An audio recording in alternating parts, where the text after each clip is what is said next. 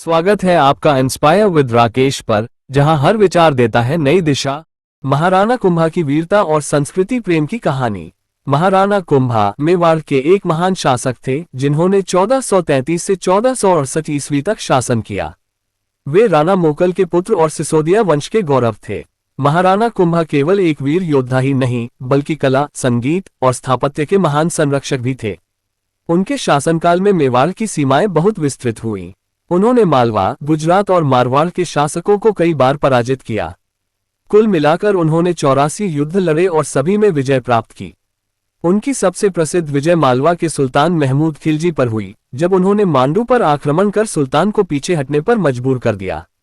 महाराणा कुंभा का नाम केवल युद्ध कौशल के लिए नहीं बल्कि स्थापत्य कला में उनके योगदान के लिए भी प्रसिद्ध है। उन्होंने चित्तौड़गढ़ में प्रसिद्ध कुंभा श्याम मंदिर और कई किलों का निर्माण कराया।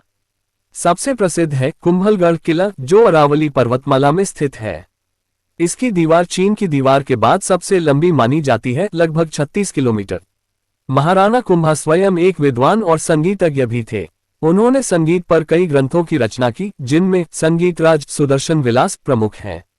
वे वीणा वादन में निपुण थे और दरबार में साहित्यकारों और कलाकारों को संरक्षण देते थे। उनकी न्यायप्रियता और प्रजावत्सल स्वभाव के कारण प्रजा उन्हें अत्यंत सम्मान देती थी। वे हिंदू संस्कृति के संरक्षक थे, लेकिन साथ ही उन्होंने अन्य धर्मों का भी सम्मान किया।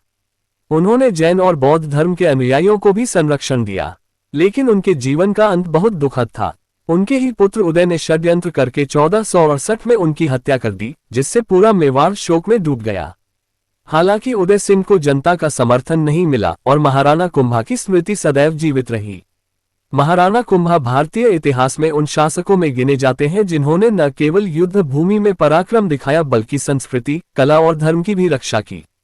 वे एक आदर्श राजा थे जिनकी गाथा आज भी राजस्थान के लोकगीतों और इतिहास में जीवित है। देखने के लिए धन्यवाद इंस्पायर विद राकेश को, जहां हर शब्द आपको और मजबूत बनाता है।